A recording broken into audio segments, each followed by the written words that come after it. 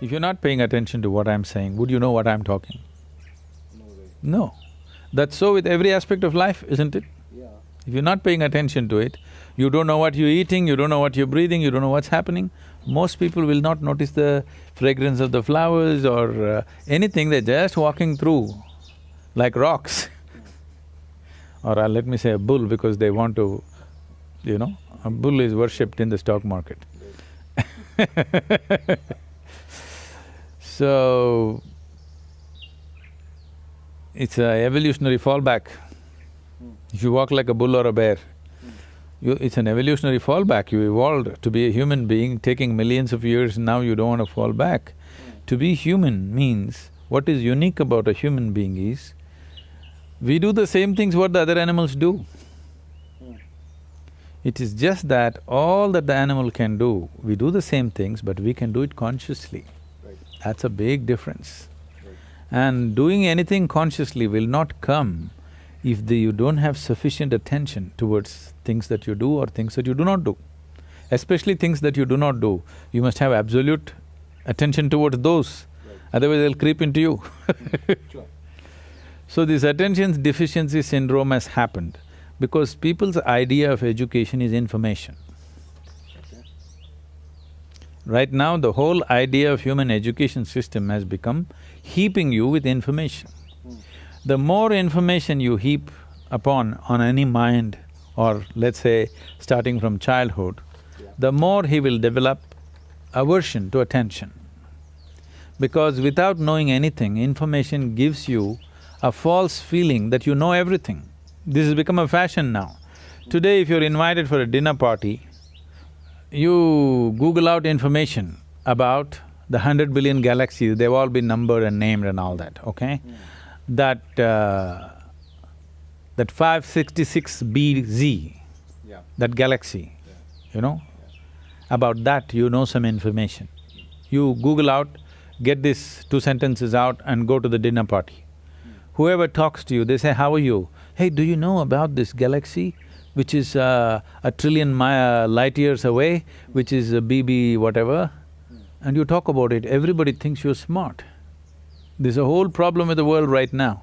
We're considering information, we're mistaking information for intelligence. An entrepreneur or anybody who wants to navigate through any situation needs intelligence, not just information. Information may be useful on the side, but it is intelligence which will allow you to navigate through a particular situation in a unique way, not the way somebody else is doing. We are mistaking information for intelligence. Once you heap yourself with too much information, now attention is a serious problem. Yeah. Once you have no attention, once you have no ability to hold your attention, you have lost your ability to access your intelligence also. You will just churn out the information from memory. There's a beautiful incident. You heard of Andrew Carnegie. When Andrew Carnegie started his enterprise, in a short span of time, he became so super successful and made so much money. At that time, okay, this is not the age of Google or Facebook or Twitter where in 2 years they become multi-billionaires and all. Those days, people had to set up manufacturing this and that and make money which would take decades or generations. So this guy made so much money in a short span of time, people suspected, the US government suspected he's doing some malpractice. They set up a Senate investigation committee. So they questioned him in every way possible and they found nothing wrong with his business. Then they asked, how do you manage to make so much money and be so successful? So Andrew Carnegie said something very simple. See, I can keep my mind focused on something for 5 minutes at a stretch. 5 minutes. Can any of you do it? All the senators. They thought, what's the problem with 5 minutes? And he set up an experiment. They tried to keep their attention, they couldn't keep it for a few seconds. One moment here, one moment there, this is the fate of most human beings. So then he said, you should not be running United States. So, human ability, there's something called as chitta.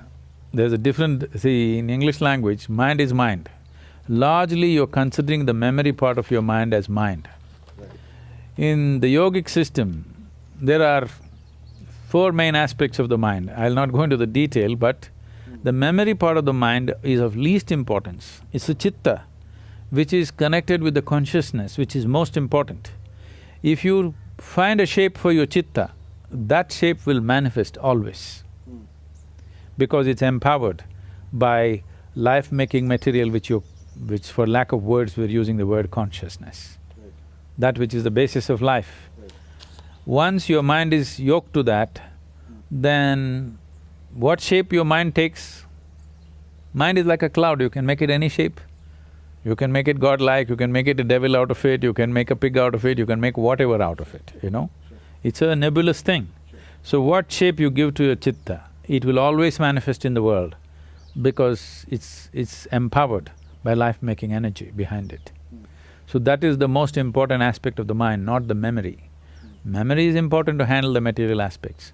After all, an entrepreneur may be just trying to handle material, it's fine, but I would like an entrepreneur's life to become an exciting adventure, where his process of exploring new possibilities become truly new possibilities in his experience, not just economic possibilities. Sure. And that possibility is there in an entrepreneur's life, that he can turn his entrepreneurship into a spiritual possibility and a spiritual growth, or growth of the being itself, which I feel everybody should explore. That's why we're trying to bring a spiritual element. Success will come easy more than anything, because success will come easy not because of any magic, simply because you function at your full potential.